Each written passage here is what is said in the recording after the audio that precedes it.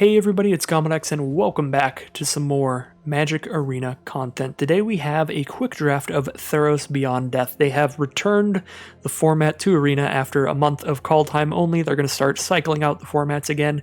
They brought back Theros for quick draft this week, and then starting March 12th, I believe that they're bringing back War of the Spark for Premier drafts.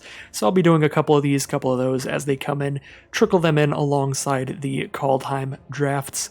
So let's just get started with our pick one, pack one. We have a pretty incredible pack, if I'm being honest. All of our uncommons and our rare are first pickable, incredibly powerful cards. We'll start at the very end, Fateful End. I would say this is the weakest of the four by a tiny margin, but it is a very good card. 3 mana for 3 damage at instant speed, and you scry one is a great removal spell, and also giving you the scry can set up your draws, which is fantastic, especially in the late game, just getting rid of lands and stuff. Drag to the Underworld, obviously a fantastic removal spell. 4 mana instant speed, destroy a creature, and it can cost less if you have any black permanents on your field. You can make this cost only 2 mana, essentially. Really good removal there as well. And Banishing Light, this might be my favorite of these three, honestly. I think Banishing Light is slightly above Drag to the Underworld for me. These are so close. These are so insanely close. The problem with Banishing Light is there are a lot of enchantment removal spells in the set, and since Theros is a set based around enchantments, your opponent will probably have 1 or 2 if they're in a color that has access to it. Like if your opponent's playing green or white, they'll probably have something to eventually kill your Banishing Light. That being said, the fact that this Exiles is really good against the other primary mechanic of the set, as you can see on Phoenix of Ash here, Escape is the other primary mechanic of Theros, making this a set that both focuses around enchantments and focuses around graveyard synergies, cards that have graveyard recursion, like Phoenix of Ash, Sentinel's Eyes, all these cards with Escape here. So Banishing Light, really good, because it's really cheap, easily splashable, and can kill escape things and make sure that they don't come back. The only downside, of course, being it can die to enchantment removal, whereas Drag to the Underworld doesn't exile, so if you kill a Phoenix with Ash, Phoenix of Ash is just going to come back. But this one is instant speed, and it will permanently kill whatever it is. So these are really close, but Fateful End I think is slightly behind it, and Phoenix of Ash I'm just going to take. Phoenix of Ash is the most fun card, and honestly I think the possibly hardest to beat in limited. 3 mana for a 2/2 Flying Haste is really good, and it also has a Fire Breathing effect. For 3 mana you're giving it +2/+0 till end of turn, and it has the ability to come back from your grave if your opponent somehow kills this. You get to escape it, bring it back with a +1/+1 counter. Just an absurd card, really hard to beat. So I'm going to take Phoenix of Ash, but these cards are all close, and they are all very good first picks as well. Now we have some pretty solid stuff. Another one of the mechanics for the set is Devotion, as you can see on Grey Merchant of Asphodel. Cards that care about the number of symbols, the number of colored symbols in your mana costs on your cards. I do think Grey Merchant of Asphodel is a really solid card. Good old Gary, everybody loves Gary. 5 mana for a 2/4 that by itself drains your opponent for a couple life is great. And if you have any more Black Devotion, it just gets insane. So I like Grey Merchant a lot here. I do like Incendiary Oracle. This is one of the best 2-drop creatures in red. The fact that this exiles whatever it deals damage to is really good, because then you can trade off with cards like Lonesome Chimera in green. That's a 3 mana 4/1 with an escape later. The fact that you can just exile those and make sure they don't escape later in the game is pretty great, and it also has Fire Breathing to trade up into other things. So I do like Incendiary Oracle a lot, and it also goes with our first pick, leaving us open to whatever we want out of our second color. I do think this is weaker than Grey Merchant. Pretty much just Grey Merchant. But it's on color, and it's a great card, and the rest of this pack isn't that insane. I think Soul Reaper's fun, and Black-Red Sacrifice Funeral Rites is a fine draw spell. Indomitable Will can be a good combat trick out of nowhere that stays permanently. So this is really good in a very aggressive deck. But I'm just going to stay on color here. And Yet again, the off-color stuff here is not that exciting, so I think I just want another Incendiary Oracle. Although I do like Aureate of Mountain's Blaze a lot too, because this is great as an early game creature to play. You just play your 2 mana 1/3, and then late game, if you get flooded, this gets you out of that very easily. 3 mana, discard one of your lands, draw another card. If you have like 6 lands on the board and then you draw another land, you could immediately discard it to draw another card, and if you draw another land after that, you just immediately discard that one too. Real solid effect. I think I'm just going to go with the Oracle, though. Just take the more aggressive card. I mean, when our rare is Phoenix of Ash, that lends itself so well to an aggressive deck that we just want to be pushing in damage as much as we can. I think Oracle's a bit better at that. Well, not much keeping us from staying mono red here. Heroes of the Revel is a great 5-drop. 5 mana for a 4/4 that comes with a 1/1 that can't block is already fine, and if you get any auras, any spells that target your creatures, then whenever you're casting something that targets Heroes of the Revel, you're buffing your whole field +1 power that turn. So really nice, just like go wide aggressive card, and even by itself, it's solid. We also have Daybreak Chimera in white, which can be really good. Just a good flying threat. Gets cheaper the more white cards you have, and Lampet of Death's Vigil is good in Black-Red Sacrifice, which would be for our color scheme, but I think Heroes of the Revel is just a solid enough card to, again, just stick with red. Well, today we're going to be drafting the easy way, apparently. Skophos Maze Warden here, 4 mana for a 3/4. You can give it +1/-1 till end of turn any number of times for 1 mana, so it can trade up into 5, 6 toughness creatures, stuff like that. If you manage to pick up a Labyrinth of Skophos, this card's insane, although that card is a rare, so that's pretty unlikely. Flummox Cyclops is pretty good as well, but this is a common, so we can get it more often, although I do think it's really good. 4 power for 4 mana is great, because one of the sub-themes in the set is power 4 or greater in red-green. There are a lot of cards that care about you having something with power 4 or greater on the board, and this helps trigger that really easily. Yeah, it's a really close one, but I'm going to go with the more interesting kind of uncommon here. I think they're very comparable in power level, so I'll just take the rarer card, the one I would get to play with less often.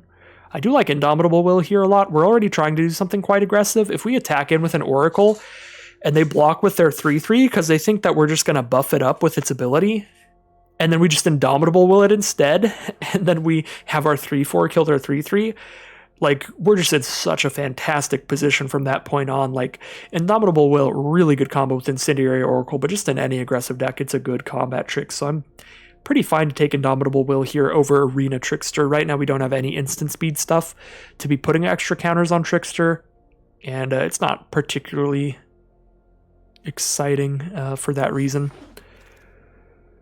So we'll take an Indomitable Will there. Now, the Stampede Rider would look a lot better if we just took the Flummox Cyclops instead of the Maze Warden. Although it only costs 1 mana to make this a 4/3 instead of a 4/4, or instead of a 3/4 to trigger Stampede Rider. So I think Stampede Rider's still pretty solid here. It's also in red. We could take Lampet of Death's Vigil, again for Rakdos Sacrifice, or Underworld Charger for just Rakdos Aggro. I think these are fine, but Stampede Rider's pretty solid, and it sticks to everything we have so far. Aureate of Mountain's Blaze, Funeral Rites, maybe Blood Aspirant for a sacrifice deck. Sometimes this card can be insane, but most of the time this card just lines up really awkwardly, in my opinion. Just 1 damage. I've had this card just absolutely destroy me, but it's one of those cards that every time I've cast it, it has not been as exciting as it seemed. We already have double Oracle at 2. Aureate is good for the late game, this card, but I'll just take a Funeral Rites here. I think Funeral Rites is enough better than Aureate. We can just scoop that up in case we're doing that. Could take Sentinel's Eyes again for just Boros aggro. That is a deck that cares a lot about targeting your own stuff, with effects like Heroes of the Revel that buff your whole field whenever you target it. So Sentinel's Eyes is good in that strategy. Hero of the Games is also good in that strategy, and it's just mono red, so even if we end up Rakdos, it'll be fine. Yeah, take Hero of the Games still. Now, Omen of the Sun, Phalanx Tactics, both solid for red-white aggro. Soul Reaper of Mogi, solid for red-black Sacrifice. We have Hero of the Games and Heroes of the Revel now. 2 cards we could target and give our whole field +1/+0, which makes 1/1 tokens more exciting, especially at an aggressive curve. But that also makes Phalanx Tactics more exciting, because then, +2/+1 to your main card, your Hero of the Games or your Heroes of the Revel, then +1/+1 to all your tokens. Like, we'd want to scoop up both of these cards somehow, but we can't do that. We have to only take one if we're taking one of the white things. If we're taking a black thing, it's just probably another Funeral Rites or Soul Reaper. Probably Funeral Rites. I don't know. Soul Reaper's better than, like, black-red, I guess. We do have a little bit of sacrifice fodder. We've got a Satyr token from Heroes. I think I'm taking white. I think Indomitable Will is more exciting for this deck than Funeral Rites is. So I think we would rather try to push in on white than black. So, pretty close between these two. Guess I've got more 3-drops already, so I'll take Phalanx Tactics, but I'm not certain about that, and I'll take another Hero of the Games now that we have Indomitable Will and Phalanx Tactics to combo with that kind of effect. Although again, Oriat is definitely solid.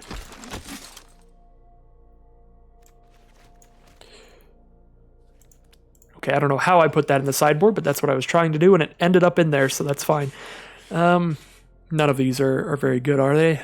You get a 1/1 Satyr that can't block, and then you can exile this to get more 1/1 Satyrs that can't block. Yeah, that is such a tiny effect. This seems pretty bad. Nyxborn Brute, 5 mana 7/3. Or the 3 mana 2/2 that could kill an artifact when it comes into play. I'd draft this if this was traditional draft, so we could have this in the sideboard. You're basically always going to have enchantments you can hit, but artifacts are a lot more rare. Although when you're playing against an artifact, it's probably a good one. It's probably Shadow Spear or Entrancing Light or something like that you would really want to destroy. But a 3 mana 2/2 anytime your opponent isn't playing artifacts is such a low rate. I guess I'll go with Nyxborn Brute. We wield the Flummoxed Cyclops. Thank you, bots. All right, now we have Flummoxed Cyclops and Scophos Maze Warden. I'm guessing because Maze Warden was a higher rarity, we wouldn't have wheeled this from the bots. So that actually makes the Stampede Rider look a lot better. So big thank you to the bots. That was a great one right there. So, wow. I think we're taking Omen of the Forge here. I mean, Ashiok's Erasure is fun. Basically 4 mana instant, exile a spell. So it's like a counter spell, and then your opponent can't cast anything else of the same name. So if they like cast Voracious Typhon and you exile it, and they have 3 in your deck, that is Magical Christmas Land. That's really good, but most of the time it's just like a 4 mana counter spell, which is not crazy. I don't think I'm trying to move out of red-white here. There's no super strong reason to do that. I think we just take a red card, take Omen of the Forge for early removal, or Flummoxed Cyclops for another 4 mana 4-power creature to help the Stampede Riders. Actually, how much do I even really want 2 mana removal if I just curve out a lot, like 2, 3, 4? Is that better? And just take Cyclops? I mean, we wield Flummoxed Cyclops with only like 2 cards left in the pack, so we'll take Omen of the Forge and probably wield that Flummoxed Cyclops. We'll try to decipher the ways of the bots here today. There has not been a lot of white in these packs. There's just been some late Indomitable Wills that look pretty exciting. We could move into like red-green power 4 or greater here, pick up this Fairies Band Brawler, 6 mana for a 4/4 that fights something when it comes into play. It's just really good. Kill something and leave a 4/4 behind. It is 6 mana, so it's a lot to do it, but it's a powerful card. If we're taking something red, Dreamshaper Shaman is fun as a late game ender, just like a 5/4 that then you get to use the sacrifice effect and turn all your smaller cards into bigger ones from your deck. Or just take an Oread. Yeah, if we're taking something off color, it's between probably Final Death or the Fairies Band Brawler. I think with how my top end looks here, with Cyclops, Maze Warden, and Heroes of the Revel helping for the Power 4 greater theme, I'm more excited to be pushing into red-green than red-black here. I think we have more that would synergize in that deck. So I'm going to take the Fairies Band Brawler. And here we get some more solid green cards. Elysian Caryatid does help ramp into stuff. We could play a 4-drop on turn 3 with this. Helps cast the Fairies Band Brawler a lot easier. We also have Nessian Wanderer, which is good with a lot of enchantments. Right now, we don't have that many. We have two enchantments if we're red-green. So yeah, Nessian Wanderer, probably not the pick. Chainweb Arachnir is a card I like a lot as well. Just 1 mana for a 1/2. Just trade it off in the early game, just chump block it, whatever, but then you bring it back as a 5 mana 4/5 reach that shoots a flyer for 4 damage. Like, when you escape this card, it's really good. So I kind of want to just take a Arachnir.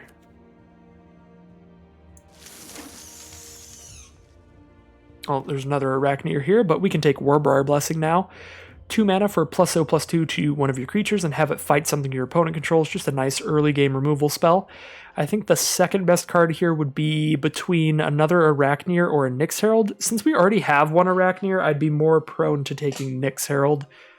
By itself, it's a 3 mana 3/4 trample, because you can target itself with its ability, and obviously being able to choose whatever you want out of your enchanted and enchantment creatures for its ability is nice. But yeah, 3 mana 3/4 trample is super solid.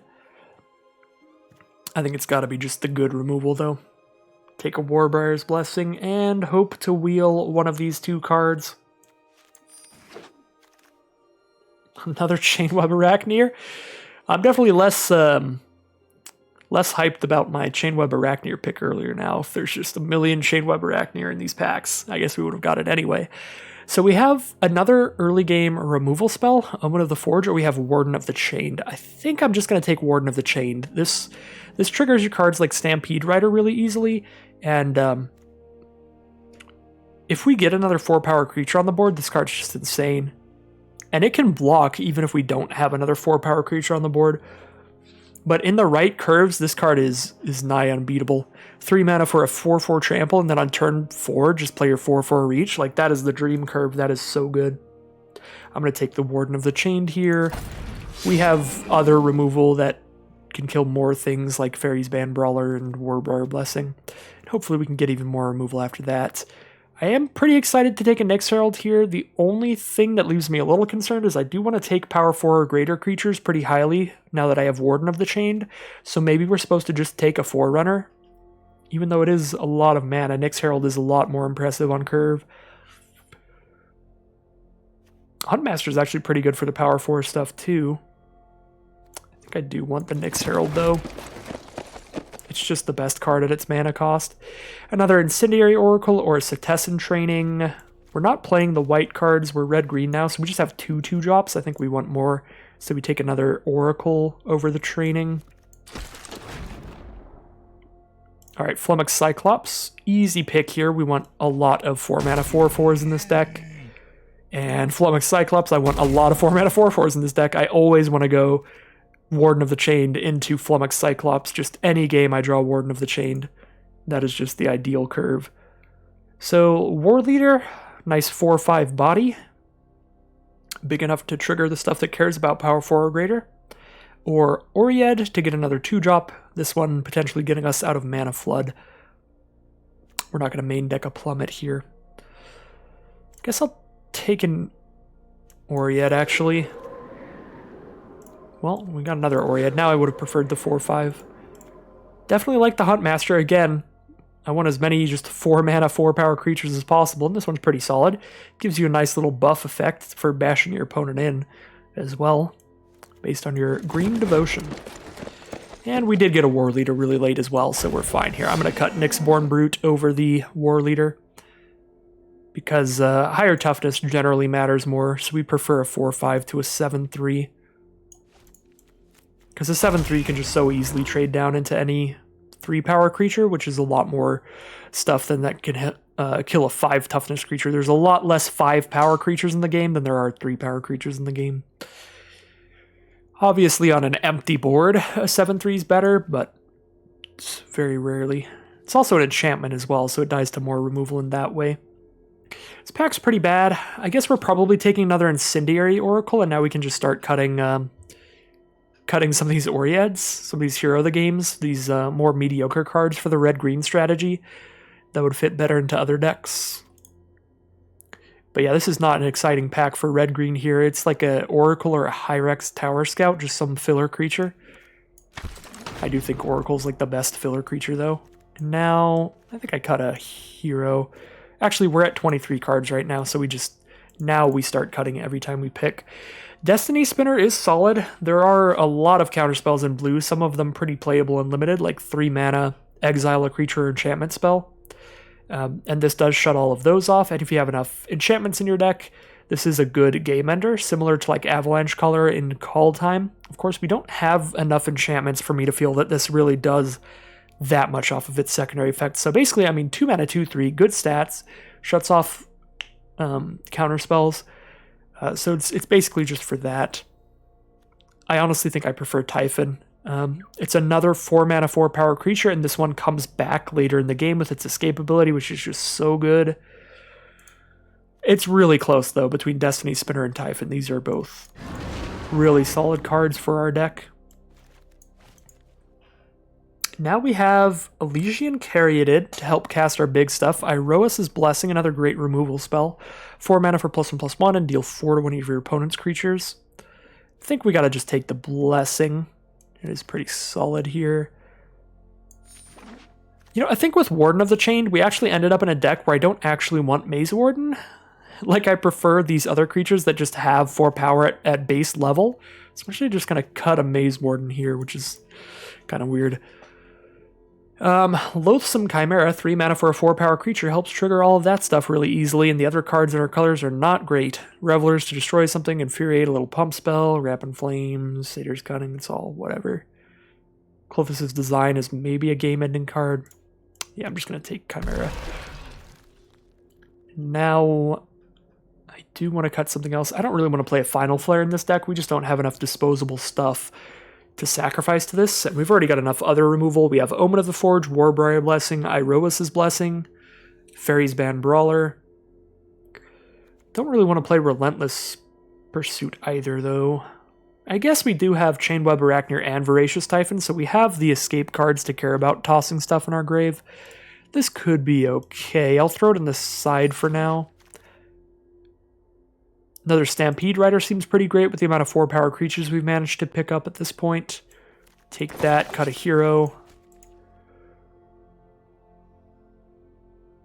3, 4, 5. We've got 5 4 power creatures at 4 mana, and then these that are higher costs. I don't actually think I want another one, so I don't really want another Huntmaster, but at the same time, I'm just not going to play anything out of this pack.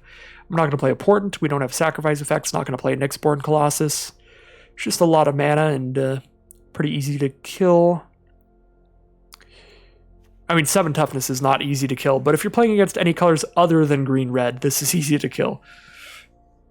Black has removal that'll kill any size creature, white has removal that'll kill any size creature, and removal that'll kill enchantments, and blue has like counterspells and nonsense. And blue actually has also removal that kills any size creature. They have 3 mana enchantment to make something a 0/1. So, unless you're playing against damage-based removal, this is just super easy to kill. We prefer the brawler because it gives us value when it comes into play and is still a big threat. So yeah, probably not playing any of this. I guess I'll take Nyxborn Colossus though, just in case we end up wanting to run that. Don't know what I want here. Maybe we want a Grove Dancer over an Oread because it's just higher power, gets us off the ground running. We are a pretty aggressive looking deck here.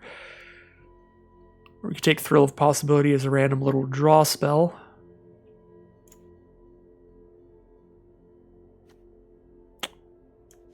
I think I will take a Grove Dancer over an Oread here, I'm thinking. And I don't want any of this. The rest of this is probably just immediately hopping in the sideboard.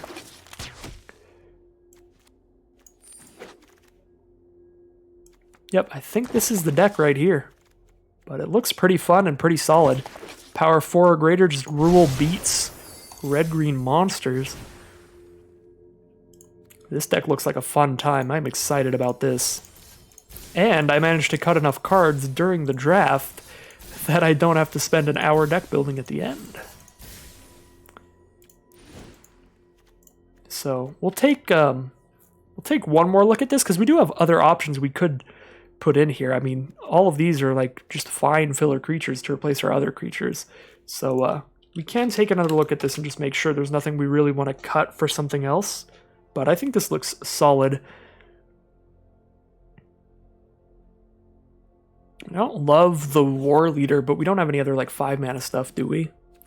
We have Nyxborn Brutes we could put in over it. No, I like them better than... I like the War Leader better than the Brutes, as I said before. What about in green? Green, we got Nyxborn Colossus for 6. Actually mildly interested in that. Didn't get any like ramp or anything though, so it's not that exciting to me.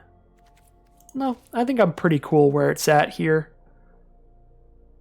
Yeah, let's go gruel some people out. This looks like a fun deck to play. This should be pretty simple games. Just beat some face with our monstrosities. Speaking of monstrosities, that was actually a mechanic in the original Theros set, literally called Monstrosity. That was Simic's Adapt mechanic. But obviously it did not come back this time around. There's just a lot of mechanics already in Theros. They didn't want to muddy it up too much. Definitely a keep here. We've got some early game creatures and then some late game plays.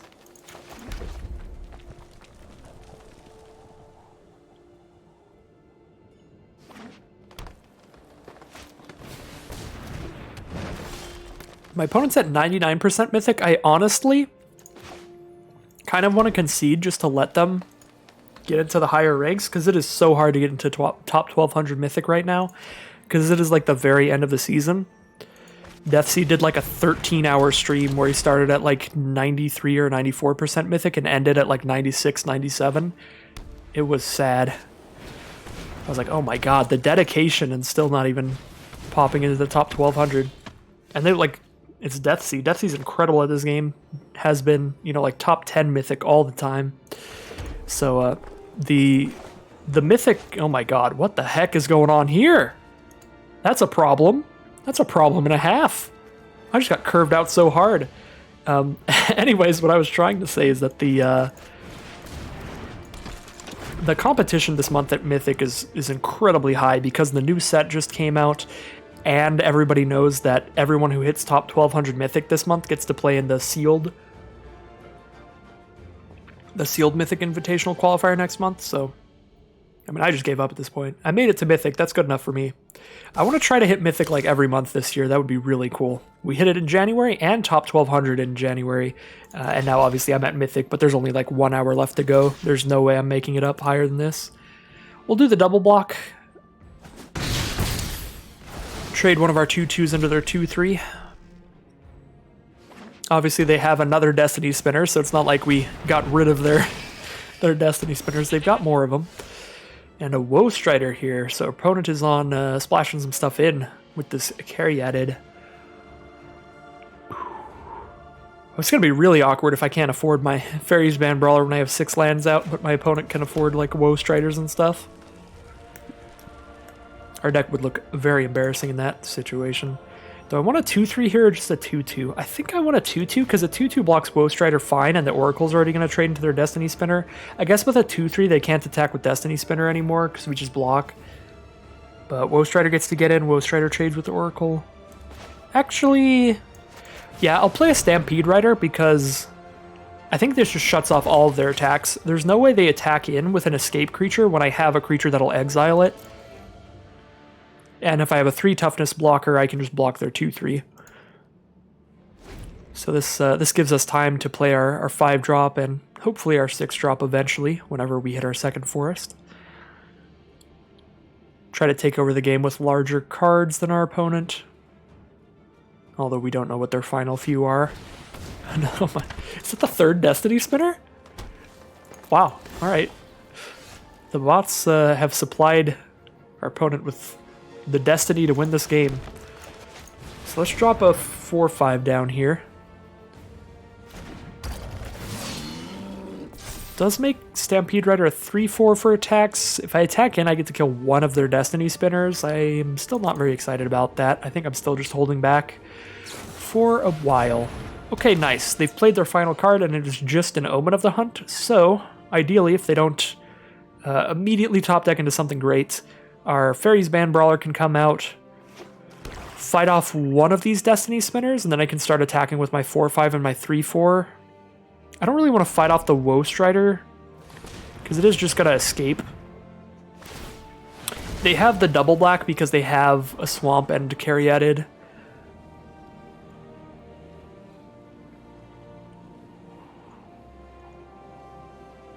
I guess they do need to exile 4 other cards. Right now they only have 1, so it'll be a while before Woe Strider escapes. But the Destiny Spinners just have higher toughness, so I feel like they shut off attacks better. Also, the more enchantments they have out, the larger their lands could be to use lands as additional blockers. So if I play Fairies Band Brawler and I shoot a Destiny Spinner, I could attack with a 3-4 trample and a 4-5. What is their best block against a 4-5? They could block with Destiny Spinner and Woe Strider and I only get to kill one of the two. It's actually pretty bad for me. Yeah, I don't actually think we're even attacking in if I play Fairies Band Brawler this turn. Maybe just attack in with a 3-4, like we'll trade a 1-for-1 there. Or the Oracle. Could just attack with the Oracle right now, but I want to save it around to deal with the Woe Strider. I don't really want to end up trading with a Destiny Spinner there.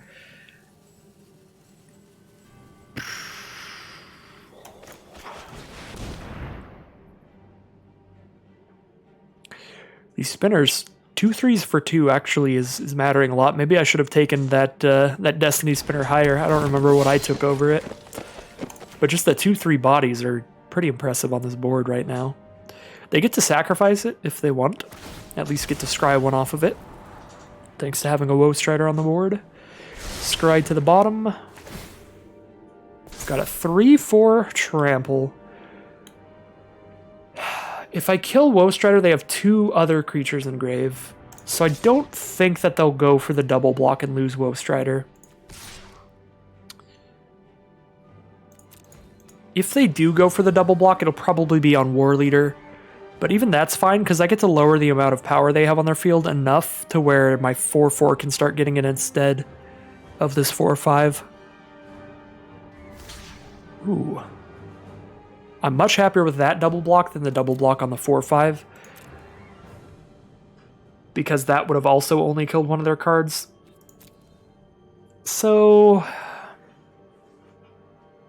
kill Woe Strider. They have 2 in grave right now. After they get 2 more cards in grave, they get to bring Woe Strider back. It comes back as a 5-4. That still just dies to one of these. Just trades with them at least. I think we're killing Woe Strider. Like, then they have 3 power on their board against my 4 toughness creatures.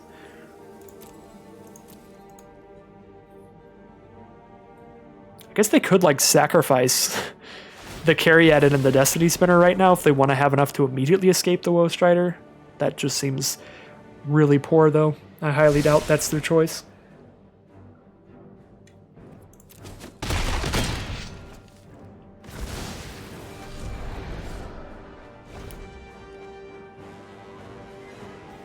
Three cards in grave. They need 2 more to escape Woe Strider, because Woe Strider is one of those 3. They dropped a 5-3 trample here. Not that scary. It'll trade with whatever we send in. These Oracles are looking really nice here because they're going to trade up into a Destiny Spinner or a Forerunner. They definitely aren't blocking with... Well, no, they have another Swamp. But they're not killing anything with Caryatid, at least, still. Play... Did I end up with any discard spells in my deck? I don't remember if I have Oread or Thrill of Possibility. Let me check before I play this land. No, I don't have anything in my deck that wants me to discard cards, so we just play the land. Pre-combat here to have more mana available for these random effects. I think I just slam in with everybody. Cool to trade Forerunner for one of these two. Oracle can trade into Destiny Spinner if they want to do that.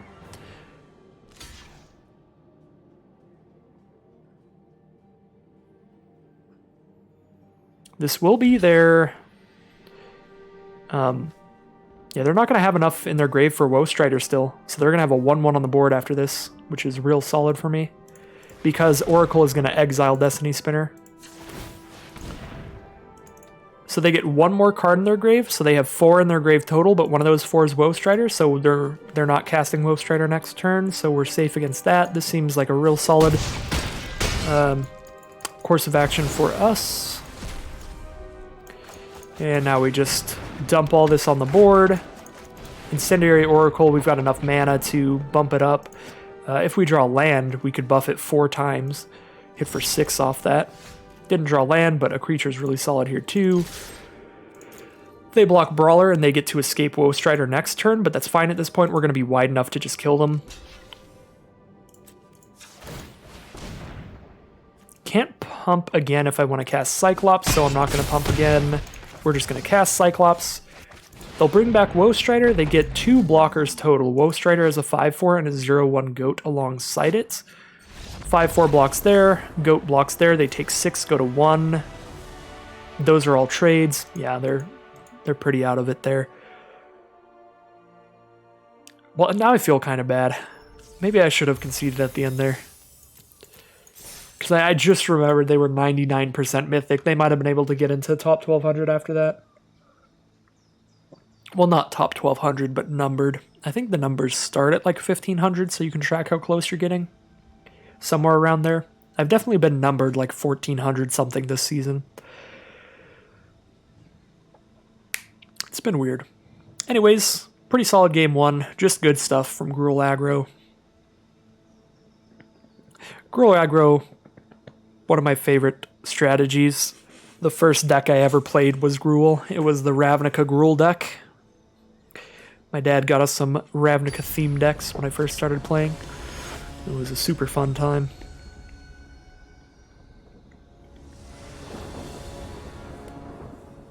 Gruul will always have a special place in my heart.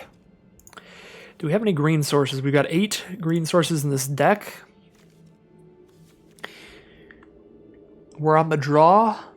We don't need to draw a green source until turn 3. 3 turns to draw a forest, but if we draw a forest within the first 3 turns, this hand's great. I'm going to keep it for that reason. Obviously, it would be ideal if we draw a green source turn 2 now. And ideal if we draw 2 green sources now that we drew Typhon as well. The hand's definitely getting more awkward the more cards we draw somehow. But if we draw any land, we have 2 Flummox Cyclopses, which are 4 mana 4/4s. Sure, they don't block particularly well, but they're still real solid beaters. Illyrios Enraptured for our opponent. Come on, Forest. Oh my god. Things are getting risky here. If we hit a Forest, that would have been beautiful. We just have a 4/4 to block their 3/2. Their Illyrio is just blanked here, basically.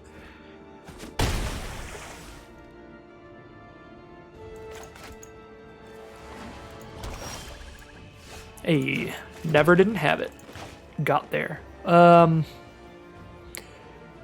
They could flash in a creature here. They could have like the 2/2 flying to flash in.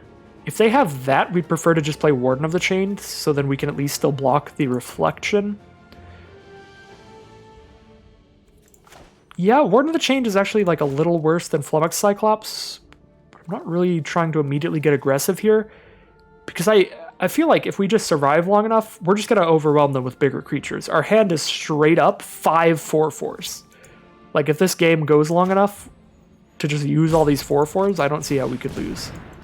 So we'll just start by playing the one that can definitely block their reflection, and also the weakest one if they want to use removal spells on it.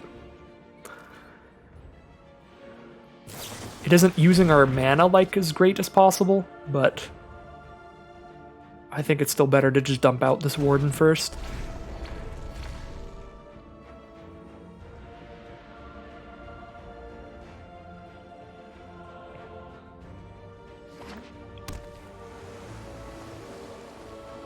This is such classic Gruul stuff. Our hand is 5 4/4s. It's 4 4/4s now, but still. Witness of Tomorrow. So now we want Flummox Cyclops on this board.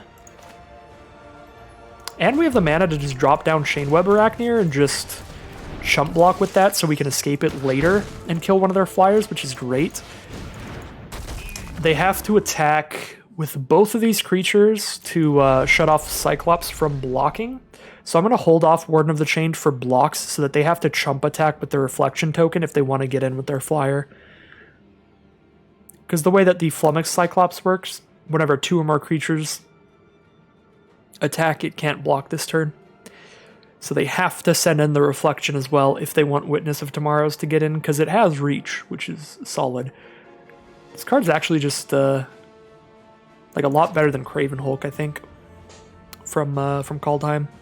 The creatures in this format are better than the Kaldheim creatures generally, but the non-creatures in Kaldheim are like drastically better in a lot of places.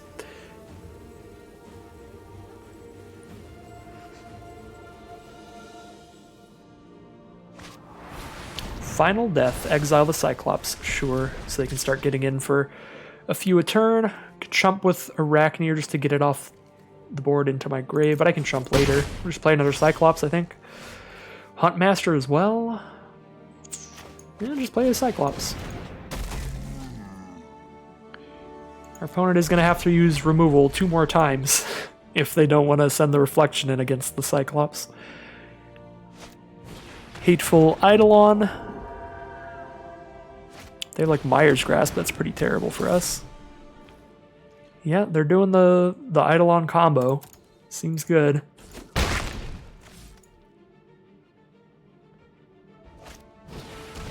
Stinging Lionfish, so if they cast something during our turn, they tap something down.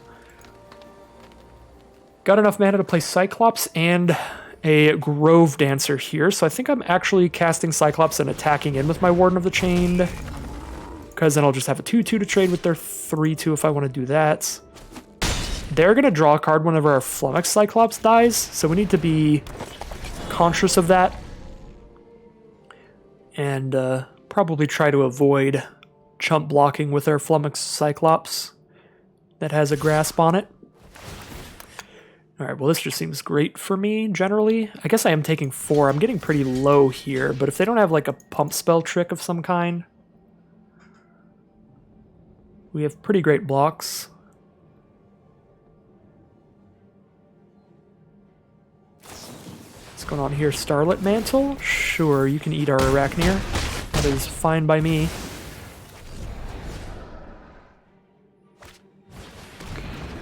Two cards in grave, not enough to recast Chainweb Arachneer yet. We can drop down, what, 6 mana? Huntmaster and Oracle. We're at 7 life here. They've got 1 card in hand. Huntmaster and Oracle means I'll have 2 blockers, even if they shut off the Cyclops from blocking. I think I still have to hold back my Cyclops so that they're forced into a large attack again. Just hold back everything, play Oracle and Huntmaster and pass. Trying to chump block with enough stuff to bring back Chainweb Arachneer. We need 3 more cards in our graveyard to do that.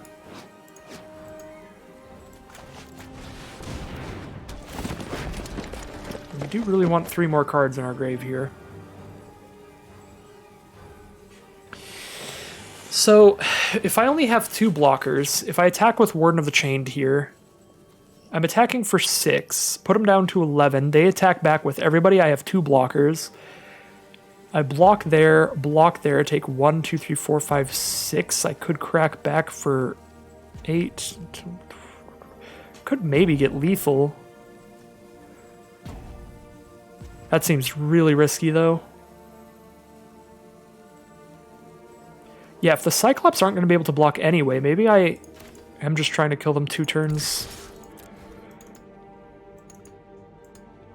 This seems risky, but I'm hardcore going to lose the long game to this Witness stuff, I think.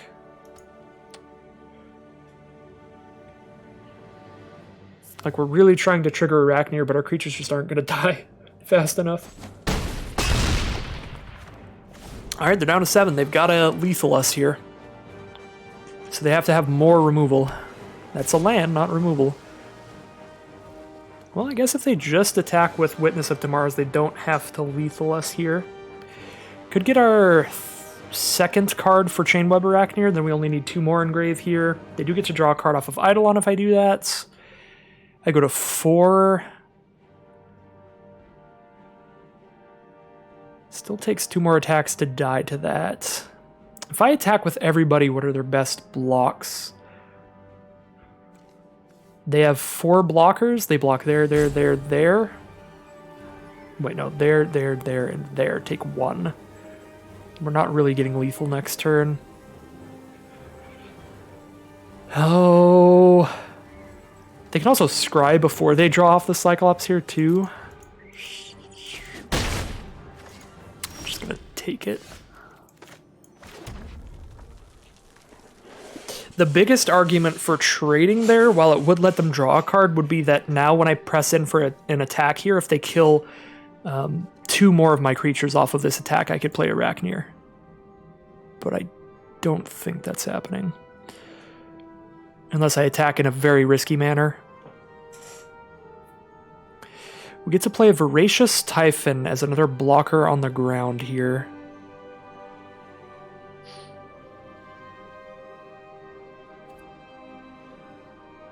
I need to be able to block all their ground creatures. They've got 1, 2, 3, 4. Well. Pfft. Well then.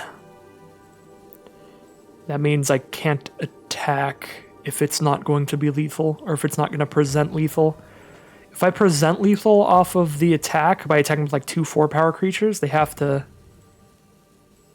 block. So probably attack Cyclops, attack Warden of the Chained. They have to block 1, then I play Typhon. I am dead to removal, but I'm always dead to removal here.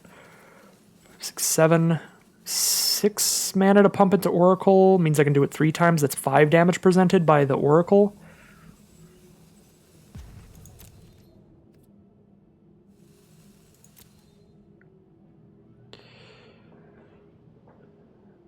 If they have something to tap stuff down at instant speed with Lionfish here, we're in a real bad spot.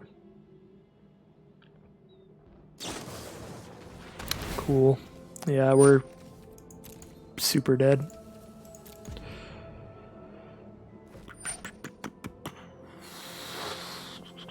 Because now I have 2 creatures that can block. I play a 3rd to block. I don't have anything to block Witness of Tomorrows. Yeah, we probably should have taken the Cyclops block last turn. Tried to maybe get a Chainweb Arachneer going here.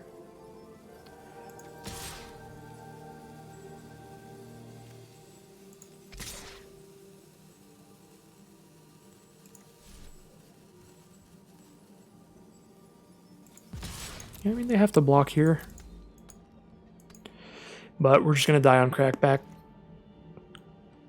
We die if I don't attack also. Because the Cyclops can't block because they're going to just attack with their whole field. This is the only way I might win, is if they somehow just forget about Oracle's ability. Or if they block both, which they didn't, so we're going to die.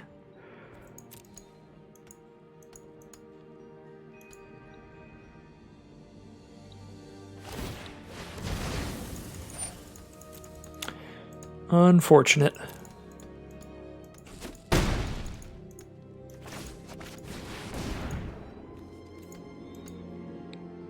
Yeah, with all the Soul Reaper mana too, we had no way to get Chainweb Arachneer escaping, because they were just going to sacrifice everything they blocked with. So I don't even think that the not blocking with Cyclops cost us the game there, because it's like... Then they just sacrifice everything. I can't get Arachneer back anyway. Like, we might have gotten 1 more turn, but we couldn't have converted that into a win. Just 100% here.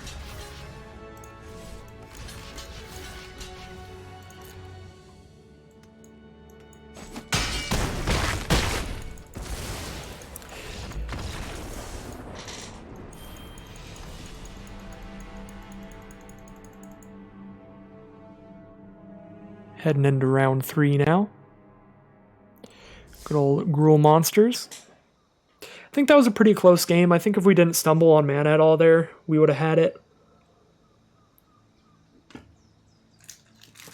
And there's a possibility we could have found a different attack if we had chumped with the Cyclops earlier. Or if we just like held off of attacks there, just make a chump with the Cyclops, then hold the Cyclops back and all our 4/4s and stuff back. Try to win it over a long game, but our opponent had started to get a bunch of like great value cards like Omens and draw spells and stuff near the end of that game.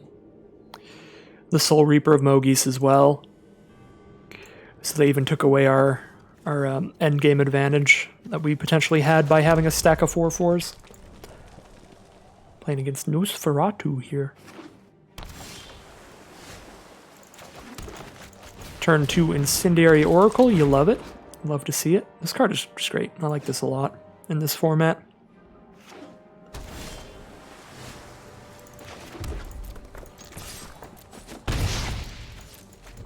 I should have buffed, but I wasn't paying too much attention. I was grabbing a nice sip of water, so if we lose this game by 1 damage, that's on me.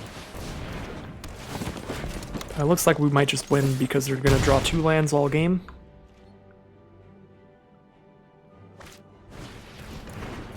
Yeah, now they have their Traveler's Amulet turn 2. Grab their second color. It is green. Blue-green from our opponent. Chainweb Arachneer, sure. They do a nice little chump block here, which is fine with me. Obviously, chump block the one that doesn't exile it and does more damage. Now we play Heroes of the Revel. Throw Iroas' Blessing onto this to kill their 1 blocker and buff our whole field +1. Should be lethal next turn. Yep.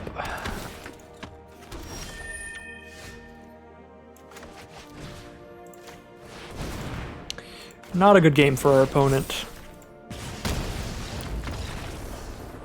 Just a pretty bad draw.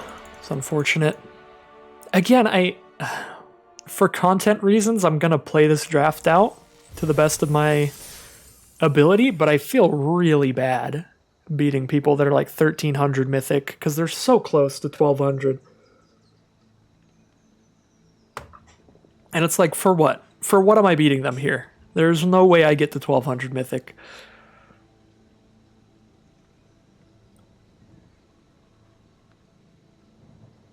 I guess it's for content. So let's set into game, what, game 4 now? We're 2-1. See, I like getting paired against like Diamonds and Platinums and stuff, because they were not going to get any extra rewards or anything this season anyway. This is a real good hand. Definite keeper.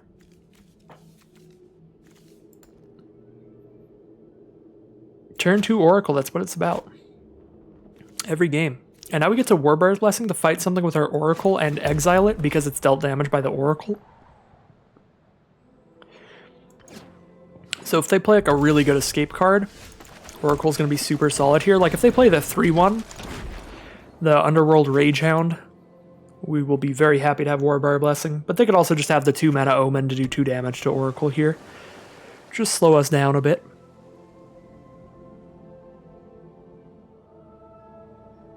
This game could go really well for us if they play an Underworld Ragehound when they have Underworld Ragehound and... or even Careless Celebrant. I mean, that works too. If they have Celebrant and the Omen, this just works out so well for us because now the Omen can't kill our Oracle. Because our Oracle's a 2/4 now. Obviously, because we exiled that, instead of it dying, it didn't get to do its 2 damage on death. Now we just got a 2/4 with Fire Breathing on the board, which is a nice, nice threat. Opponent has 3 mana now. We are really hoping to draw a land here. 4 drops is where it's at with our deck. Just a giant stack of 4 mana 4/4s mainly. Blood Aspirants, that does not really scare me. Suppose if they have Portent of Betrayal type effects to steal our stuff, that'll be a bad time, but generally we'll be fine here. I think I want to just do extra damage here, because their creatures aren't like high power right now, they just have a 1/1 out. So 1 more toughness on Cyclops doesn't matter too much here, whereas I can push in 2 more damage this turn with Incendiary Oracle. Of course, if they play like a 3-3 here, then we would have preferred to just have Cyclops out, but our plan isn't to be blocking, it's to be attacking, so the only way our toughness matters is for if we can still attack in well. And their reach effect doesn't matter either right now. Just return Oracle to our hand? Sure. Turned our 2-4 into a 2-2 again.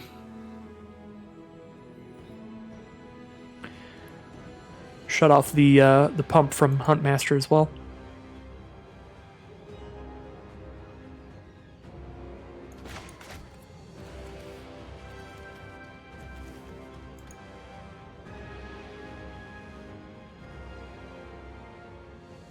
While we are an aggressive deck, since we are red-green and focusing on power 4 or greater creatures, we're not too concerned when our opponent plays stuff to slow us down like Stern Dismissal, because we still have like powerful late-game threats. Well, Nadir Kraken's one of the least beatable rares in the set. 3 mana for a 2-3 whenever they draw a card, pay 1, put a counter on it, and get a 1-1 tentacle. So next turn this will be a 3-4, and they'll have a 1-1 chump blocker. Turn after that it'll be a 4-5, and they'll have 2 1-1s. Probably just gonna die to Nadir Kraken, I'm not gonna lie to you.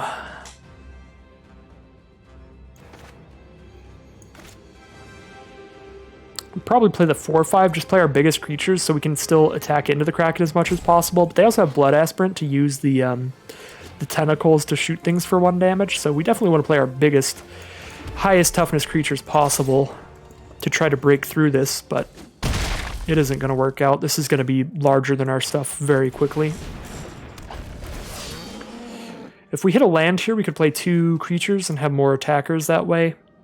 And with Oracle, we have the Fire Breathing to potentially get enough power to trade with Kraken as well.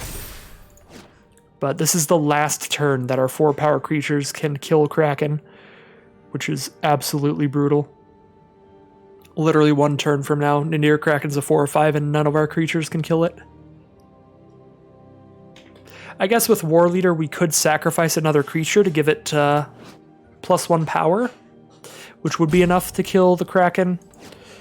So it would probably be worth it, especially if we're just sacrificing an Incendiary Oracle. So I'm probably casting Oracle pre-combat.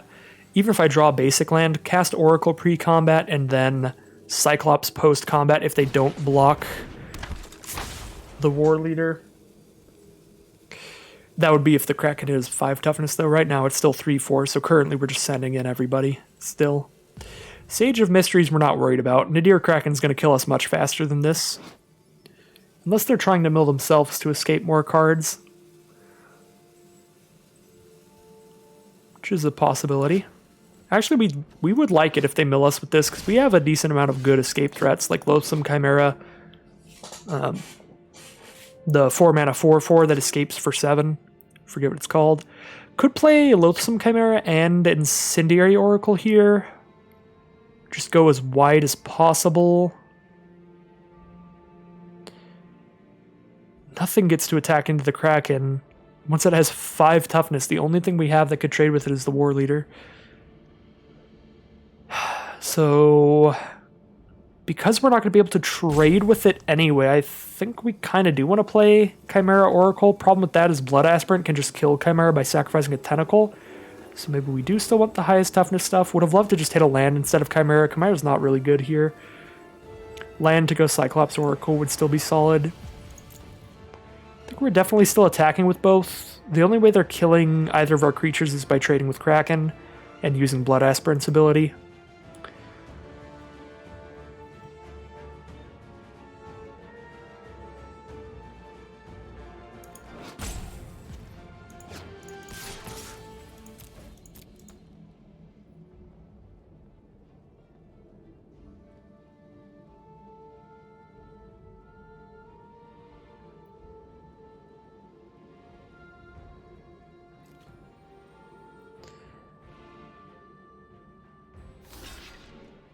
Chump block War Leader with a tentacle. Take 4 here, go to 10. Sure. We're definitely not in a position to be trying to cast like these oracles just to sacrifice and give menace, because if we give menace, they just block with a tentacle and an O2. Which maybe clears out more creatures, but it just doesn't get there. Oracle Chimera or just Cyclops?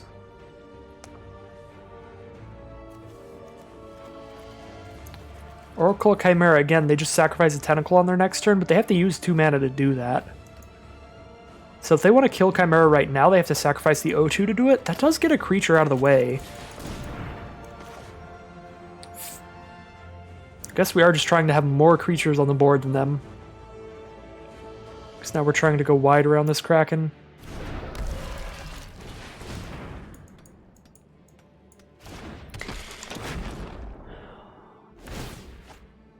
Alright. Looks like they're going to be trying to sacrifice a tentacle to kill the Chimera, which means that they have to use 3 mana this turn. They have to use 1 on Kraken, 2 on the Aspirant's ability.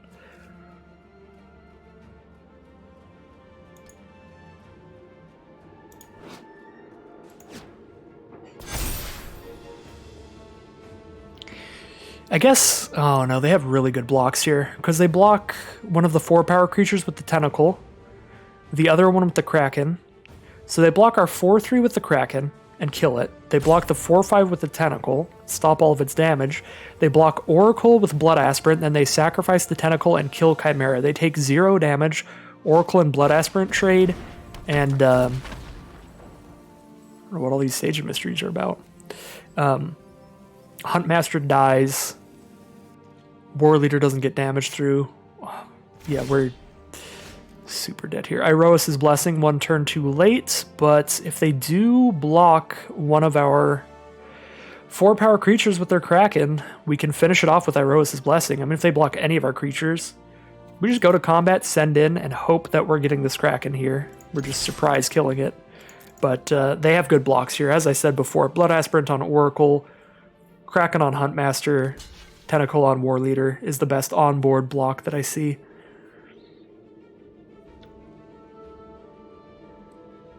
Because Aspirant gets a +1/+1 counter every time they sack a thing, so they can trade with Oracle there.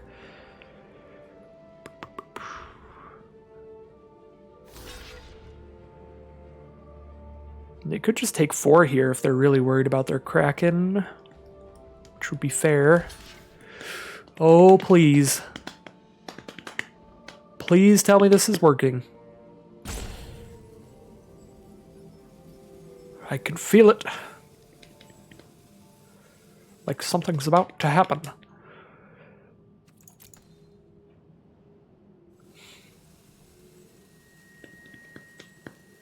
Sacrifice the tentacle here. Like if this works out, the board is now 2/0/2s. My board is a 5/6. Oh my god. They're tapped out, so it's gonna work.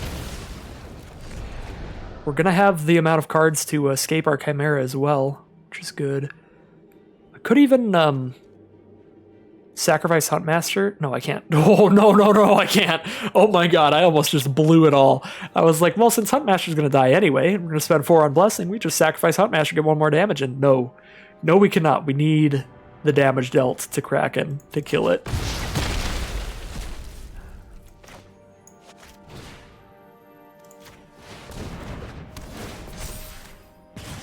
Alright, they have 2/0/2s and we have a 5/6. We have big creatures in hand. Hopefully Nadir Kraken was their only big threat here.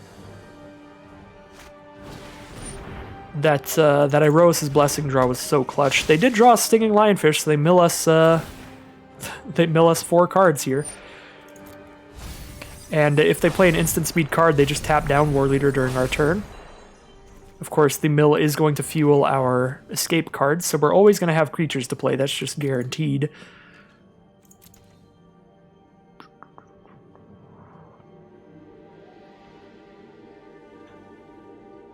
If they pass turn here, we're going to see if they let us go to combat. If they let us go to combat, I think I want to sacrifice Blessing and just get Menace.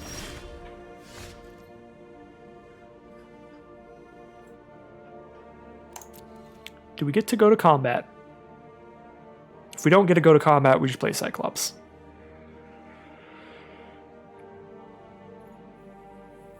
I guess even just killing one of these is fine. Yeah, we're not going to combat. Fair enough. We're also getting milled 4 more, down to 18 cards. Could legitimately we could legitimately be getting milled out here. Certainly hope not.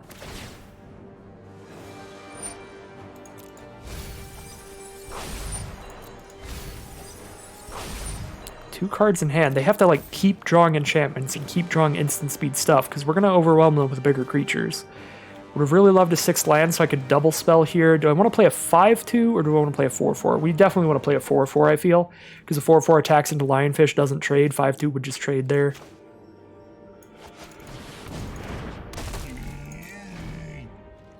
Down to 18 cards in our library. Still have a little ways to go to mill us out.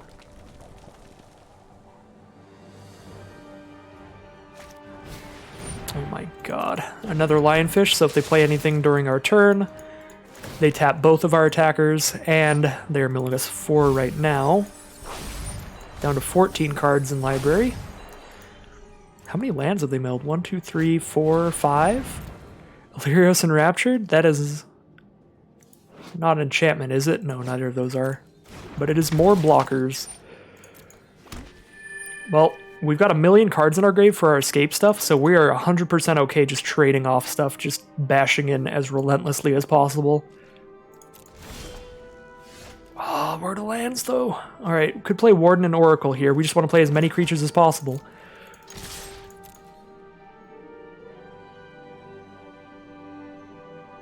Warden Oracle is the play this turn.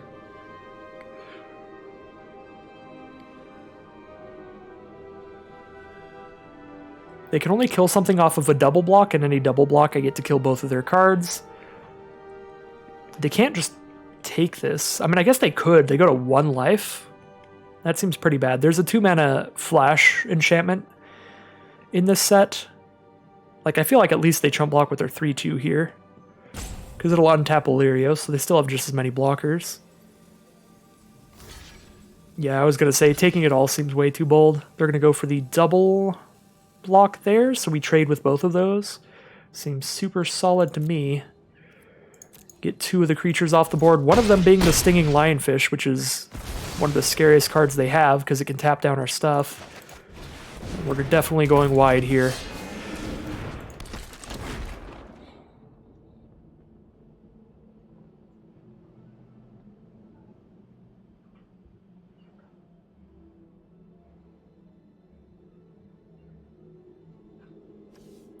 "13 cards left."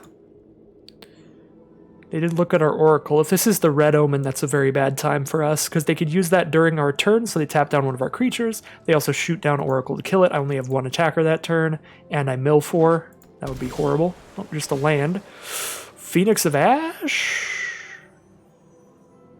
Yeah, that kills them in 2 turns. I think I just slammed that down right now. Slam that down. Get in. And there's the concession from our opponent. We actually beat the Nadir Kraken that I said immediately upon casting that we were not going to beat. So, never concede, all that. At least don't concede that early. All worked out. We're 3-1 now, so whatever happens here, we've made it to a nice average 50-50 win rate off of this deck. This deck is pretty fun and I enjoy it, though. I'd like to hit at least like a 4-3 with this. This feels a little above average. See how things go here. I need to hit a land so I can play all these 4-mana cards and 5-mana cards, but I think it's keepable unless our opponent's on like the Boros aggro deck.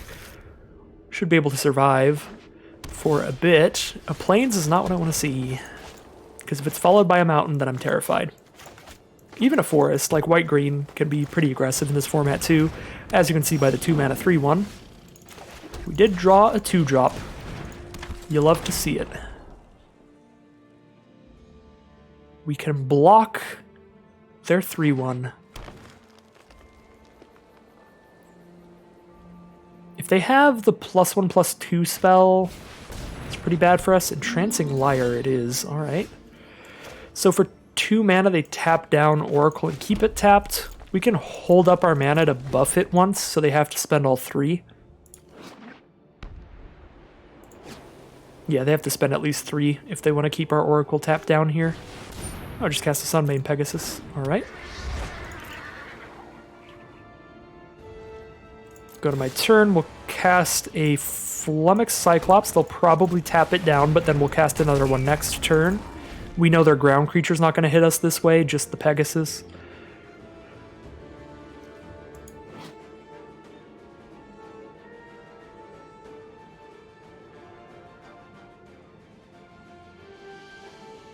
They could tap down Oracle, and then I actually can't block here, because they attack both, and Cyclops can't block if they're attacking with 2 or more creatures. Alright, so they're going to play a Daxos here, get aggressive. Sure. They're aggressive enough, I think we got to attack in with our Cyclops, just drop a 4/5 now. We could have as many Cyclops as we want. We're not going to block Pegasus if they keep attacking with 3 creatures a turn. We have to establish more blockers to stop them from doing that. Maybe even Heroes of the Revel is fine. A 4/4 and a 4/5 are negligibly different in size against 2 4s and 3 1s. So we can just play the 4/4 that also spits out a token and maybe buffs our whole field if we draw our removal spell.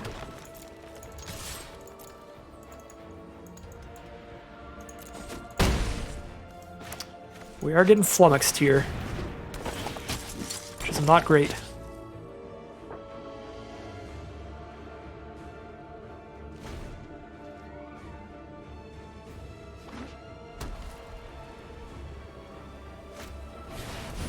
Nylea's Forerunner, give everything trample, just attack with Pegasus.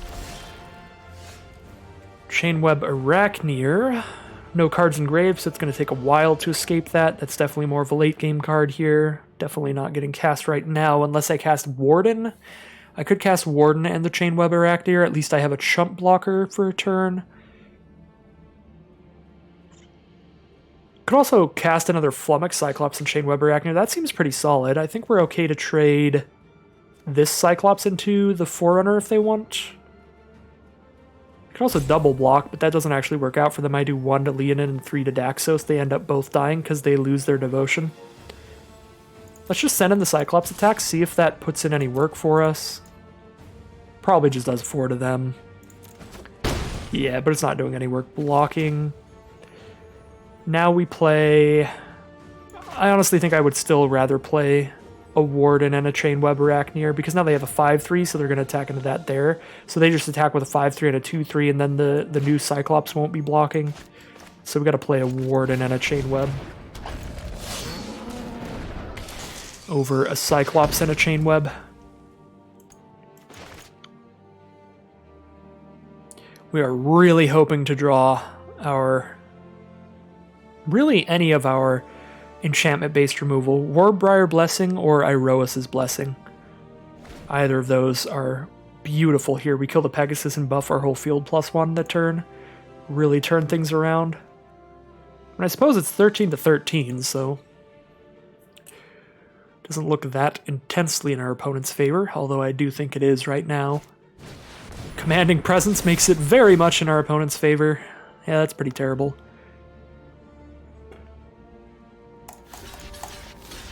Triple block, they do 7 first strike damage. They get to kill Warden and Chainweb Arachneer, and then... oh my god.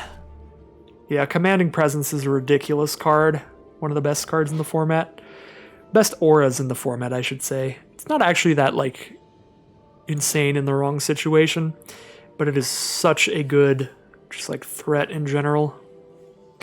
So they're going to have 2 blockers here, and they'll be at 13. With 2 blockers, they block 2 of our 4-power creatures, take 4, 5, 6. We're taking 9 here. I guess they get a 1/1 blocker too. If I block with everything, I lose Chainweb and Warden. Or I lose Chainweb and Heroes, but I stop all the damage. That is so brutal. First strike, 7 power.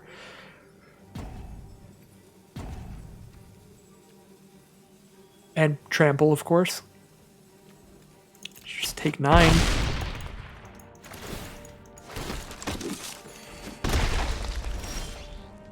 Stampede Rider. Not really going to do anything here.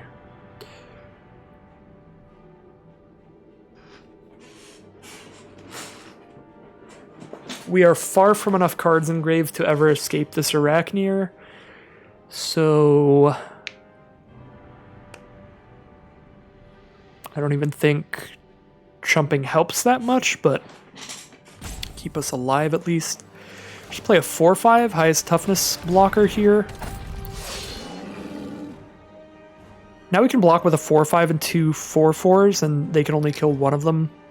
I can't even attack in now, though. If I attack with Flummox Cyclops, they just block with a 2/5. Probably should have attacked in with Cyclops pre-combat here, since Cyclops can't block anyway. If I attack in pre-combat, they might think I have something, but since I cast War Leader, they know I don't. Yeah, and all attack here just gets us killed. We gotta just pass. Ready to triple block Forerunner. I mean, also Liar is just gonna win them the game too, because they can just untap Liar, tap down War Leader now.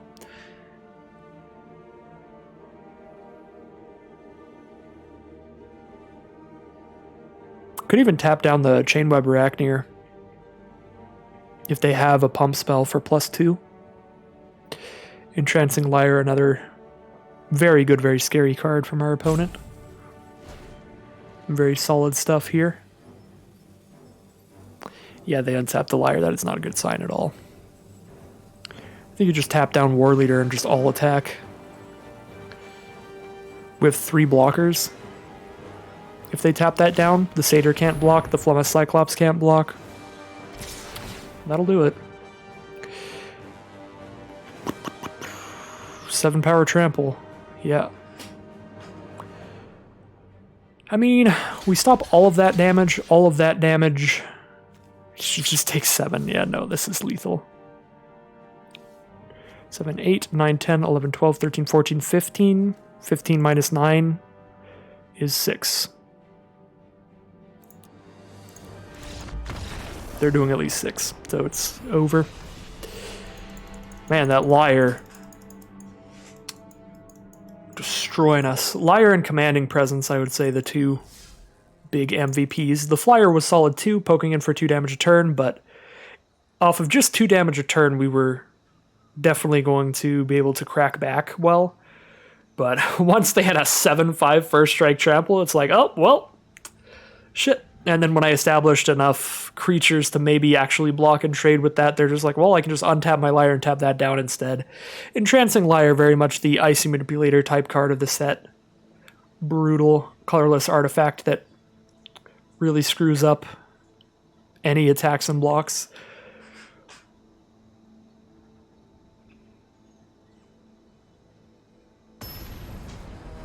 Heading into round 6 here, 3-2, hoping to get at least one more win here. I don't think this deck deserves a 3-3. This should be 4-3 or better, but you never know. Not every deck gets its just desserts. I don't even know what that saying means. I just know it's a Yu-Gi-Oh card. All right, Skola Grove Dancer, come on out. Turn 3 Nyx Herald here, get aggressive, start attacking for 3 damage on turn 3. Lampet of Death's Vigil, that is not big enough to block a 3/3. Let's go. Bazinga. Opponent starts with double Swamp. They got the Boomer lands that are impossible to read from across the table. Agonizing Remorse, pretty annoying, gets rid of our Heroes of the Revel here. Choose Warbar Blessing, that's weird to me. I guess we don't have enough mana for Heroes yet, but I only need to draw 1 more land, and then I'm dropping that out and just slamming them.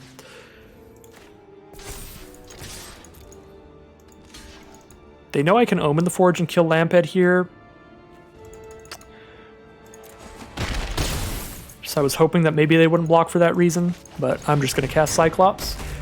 Cyclops is definitely better than just Omen the Forging and getting rid of the Lamphead, because Cyclops attacks into it fine. They did not draw a second color, so I guess we're 4-3. Or 4-2, at least. I should not count our 3rd loss before it happens. Uh-oh, that might be a bad omen. I might have just called it right there. Hopefully not. Maybe we get up into 5-2, 6-2, even a 7-win run here. I'll take what I can get. I certainly don't want to put the bad omen on myself that early. Just, yep, we're 4-3. We did it. Concede immediately. Alright. Gruul monsters, green, red monsters. Let's go.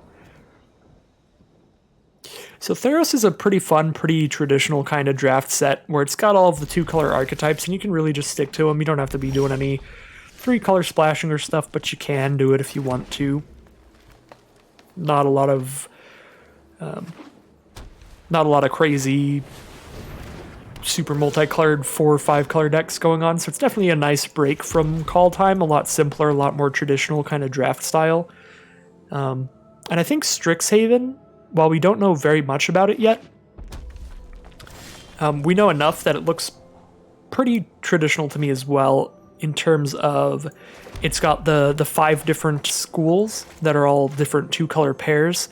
So it looks like you're very much going to be like drafting one of those schools primarily and focusing around whatever their mechanics are, which we don't know yet, but should be that kind of stuff going on.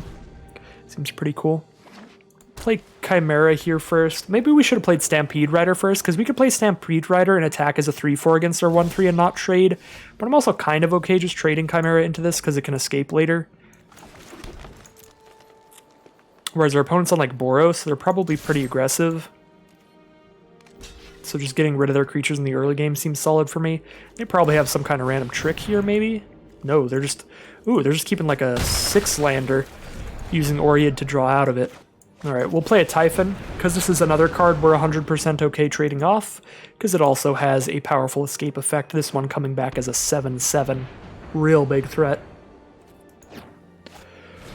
Favored of Iroas. Yeah, there's some kind of pretty aggro deck.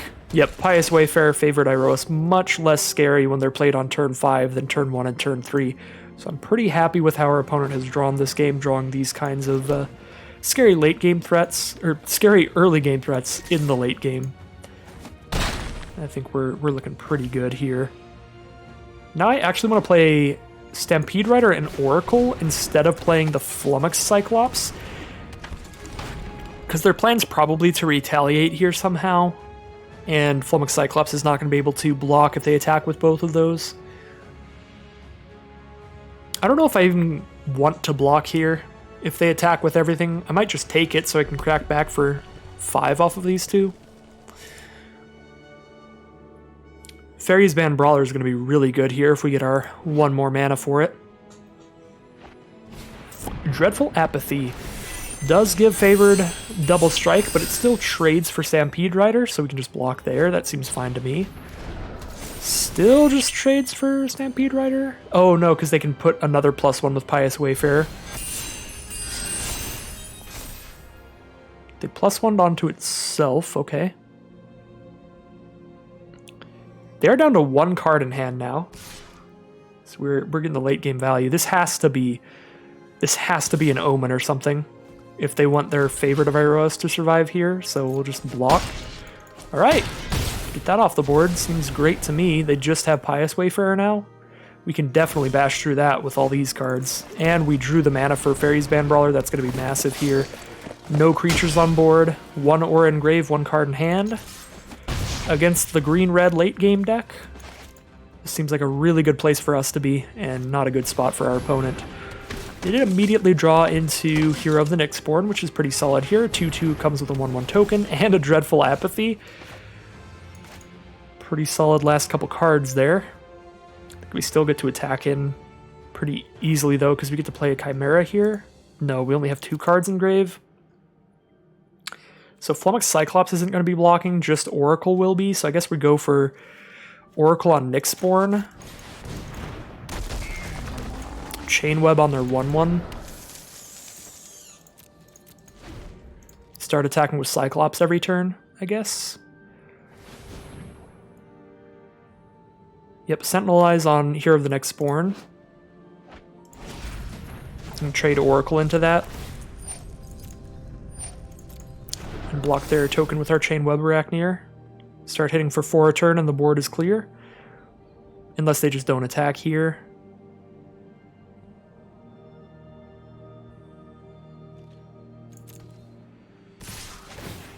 Alright. We'll clear the board. Get left with a 4/4 on an empty board. Seems like a good place to be with Chimera Engrave with enough creatures for it as well. I think we got a lot of action here still, but our opponent could. They have something else left. We'll see what they're planning on putting on this empty board. A 2/4. All right, yeah, we're doing great here. I guess they get to turn that into a 3/5 Vigilance, and then it, you know, it blocks Cyclops forever. But we do have the cards to bring back Chimera, but then Arachnir's not coming back. I think we still want to bring back Chimera, though. Sorry, Arachnir. You just require more cards to escape. Get to play an Oracle here with 6 mana up, so we can buff it 3 times. That's a 5 power threat, a 5 power threat, and a 4 power threat. Attack all 3. They block 1, take 9. Sentinel's Eyes on Nyxborn Courser. Sure. Could even just trade with Chimera right now if they choose to attack, and then we still hit for 9. Alright, they're going to wait till blocks, it looks like. But we will be trading then. Another Dreadful Apathy? Triple Dreadful Apathy on, like, basically turn 0. 4, 5, 6, 7, 8. Well, not really. They are halfway through their deck. Oh my god, this game's gone on a lot longer than I thought. It is like turn 8. So 4 pumps makes us 6 power. Attack both. They trade Oracle. Cyclops hits for 4. Or they just take 6. Alright. Seems cool to me.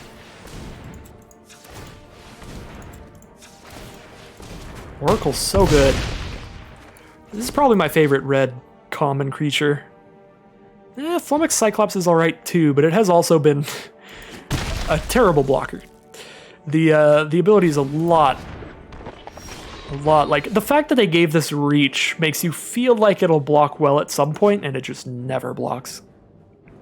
It is such a lie. They have to block both of these or they die. So Blood Aspirant's just gonna get yeeted. Then we get to play Nyx Herald with 3 attackers on the board.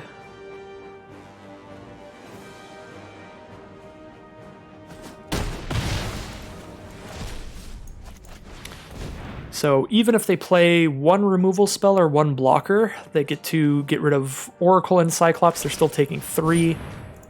Alright, they exile the Chimera. So it will not be escaping. Alright, and whatever they drew is not going to do it for them. So we did make it to 5 and 2 thus far. And the arena servers have died. Okay, no, it's just an extra long victory, I guess. Nope, here we go. There we are. 5 wins, 2 losses. We're getting 650 gems back. We paid 750 to get in. We are very close to breaking even here. If we get more gems as our rares or mythics out of the pack, then we pretty much broke even at this point. Nice 5-win run here so far. See if we can't make it all the way to 7. That'd be a pretty nice draft. Be happy to do that with our Gruul deck. It's just a fun strategy, cool deck. Very happy to be playing this. Playing against somebody with Mecha Godzilla sleeves, look at that. At least I think that's Mecha Godzilla. I've never watched any Godzilla related thing ever. I'm gonna start off with the Oracle because it's the coolest 2-drop in the game. Not really, but in Theros. Send it in and drop a Grove Dancer. Probably have the 2 damage Omen here. It's waiting for something. Or it could be the blue Omen to scry 2 and draw a card. Alright, Grove Dancer, come on out. Another 2-drop here. Looks like we are going to be stuck on mana for a second. It is the 2 damage Omen. I actually don't agree with that play from our opponent. I would have still just killed the Oracle.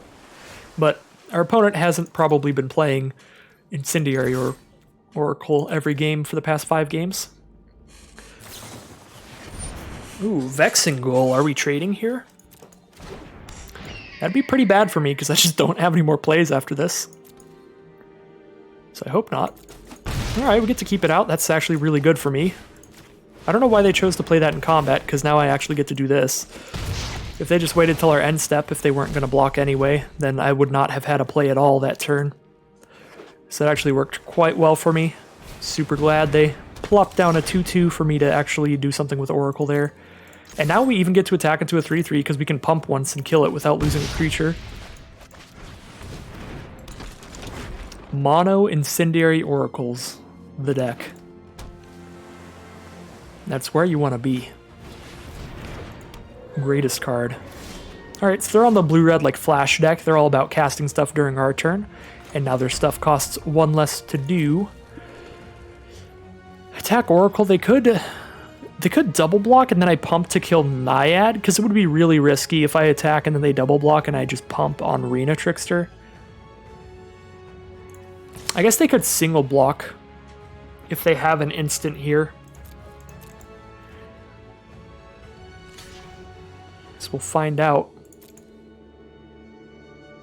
This at least gets it out of the way, and I know that it's happened. Basically losing just a little 2-2. Thrill of possibility, sure. Yeah, this is not that bad for me. It's obviously not ideal, but...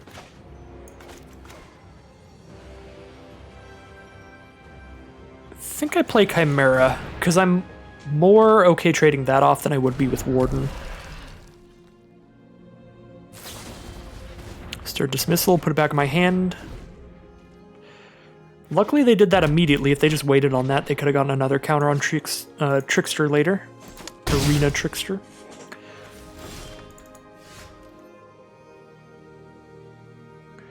Yeah, it only costs 1 mana, so I think they probably should have done that in my upkeep. Attack Oracle into Naiad, kill it by buffing once. So this probably gets in. If it doesn't, we'll just pay.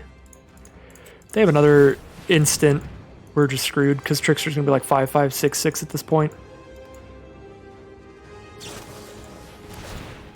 Okay, well, kind of want to concede, but I still have a ton of cards in my hand, so if I can hit my land drops on curve at this point, we have a slight chance, but it's not likely. Just got stuck on 2 mana forever, and our opponent is going off here.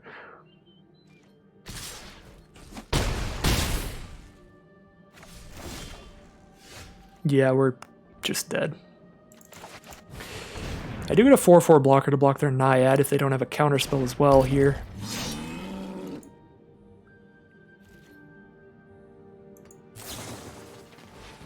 Omen of the Forge, do the damage to our face. That's a 6 I block there, take 3 there. If they draw a removal spell, I'm immediately dead. Because they have a 6-power creature now.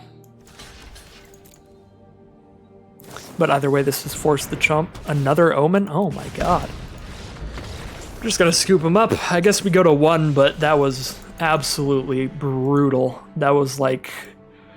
That was the boss just being like, here is it Flash? We'll give you 5 Omen of the Forge. Oh, I'm 0% Mythic. Oh! You see what I mean about the Mythic ranks? It's not fair. It's not fair. You win 5 games, you get into like 94%. You lose 1 and you're 0% Mythic. Brutal. No, I think that just means that the season reset has happened in the middle of the draft here, and we're just resetting seasons now. But that is a hilarious way to end it. That is going to end today's draft video. Nice 5-3 run with a Gruul Monsters deck. Definitely not the greatest Gruul Monsters deck I've ever seen. Just didn't have like a ton of removal, and the curve was a little bit awkward, but pretty good overall. Very solid deck. I was happy to go at least 4-3 with it, and we made it to 5-3, so real nice deck there. Good return to the Theros limited format. So thank you all very much for watching, and I will see you again tomorrow for some more Magic-related content.